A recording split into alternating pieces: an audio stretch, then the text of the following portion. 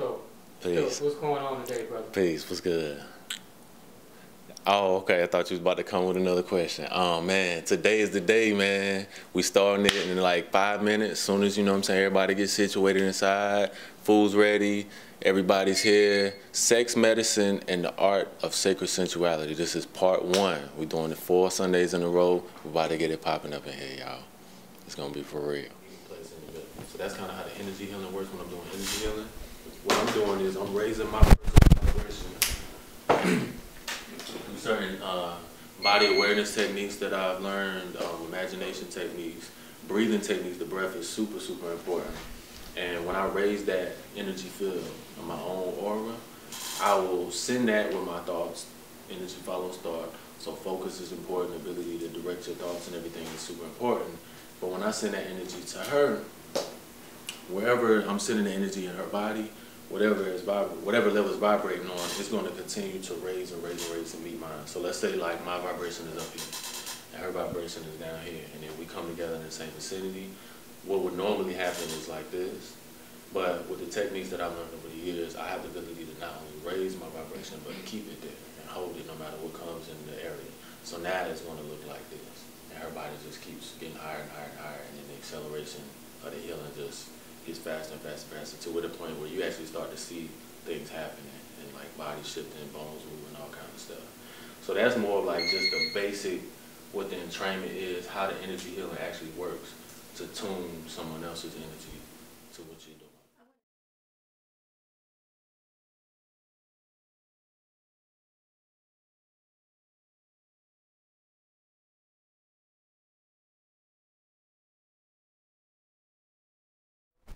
You might not ever have any money, and just all these, like, they seem to always get sick, you know, certain these things, and then you're with them, and then you start noticing these same things happening in your life. That's a physical manifestation of that blending of energy. So, like Silks was saying, he's able to keep his vibration high to where mine is forced to level up. And like same thing, like vice versa. But in typical, you know, people who aren't trained like he is, it's whoever has the most powerful energy, that's the one that's going to be dominant.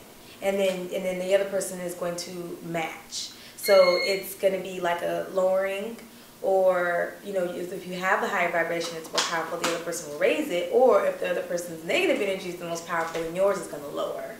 Take a big inhale in, hold that breath, and exhale.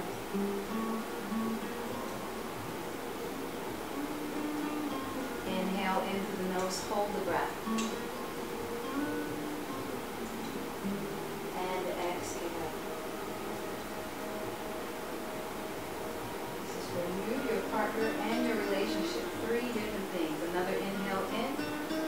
Go ahead and take your arms up. All the way up.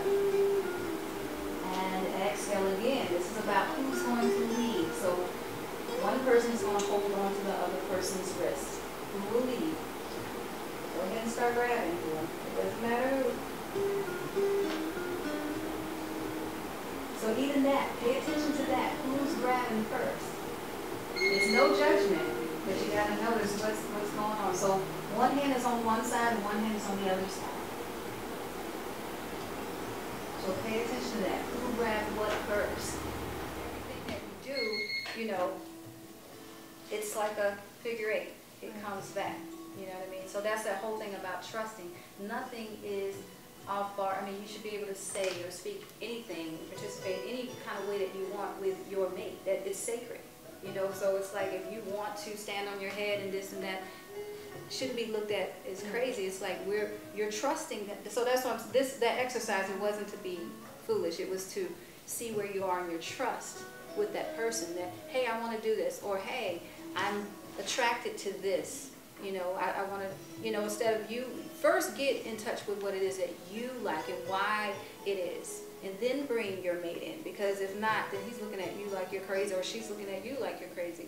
But it may be certain things that you want to bring into the bedroom, or it may be something that he's doing that you don't like in the bedroom, but you didn't want to hurt his feelings, or you didn't want to hurt her feelings. But it's about just being honest, because when you're honest, it opens everything up. That yoni is just like a flower, and you know, and then that lingam is so at attention, because it's like you're in a place to where you can just love unselfishly and be open. And that's what this is all about, just being open, being the best you that you can be. And that's what Chrysalis and Shaman Hands, this whole series that they're doing, it's, you know, a continuation. So anytime you feel any disharmony in a relationship, it's because you don't feel safe, especially with women, because it's very important for us to feel safe. A lot of times when there's disharmony, there's no trust. And usually a lack of trust comes from both sides, but you have more men who will say they don't trust than men that will admit that they don't feel safe. Fear is the most destructive emotion that anybody can bring into any situation. The reason why is because fear affects our most basic animal instincts. So whenever we feel fear, it's that, you know, we get the fight or flight response. And that's what plays out in relationships the most.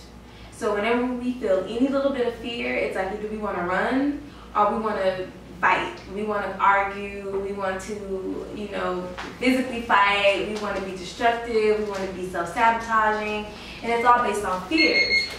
And it's interesting that that's the emotion that we see in playing out in relationships the most, but the root and the reasons for the fears are never talked about. Like, no one ever goes on a first date and be like, oh, so my fears in relationships are this. What are your fears? Like, those aren't conversations that we have. But not verbal conversations, but they're energetic conversations because they play out. Brother, so this is the first day of the program, man. What did you learn, man? Oh, wow, I learned more so that to be present with the woman, the safer she feels, the more open she will become. And that for the men, that a lot of times we're brought up or taught to be the dominant or the domineering force in the sexual relationship, but actually we're more so adept or more so prone to be the security for the energy to flow through the woman. You know what I mean? Paradigm shift, man. It's a wonderful experience. I'm full of knowledge. I can't wait to go back and go through my notes, and I recorded most of it. So yeah, I'm gonna keep studying and growing.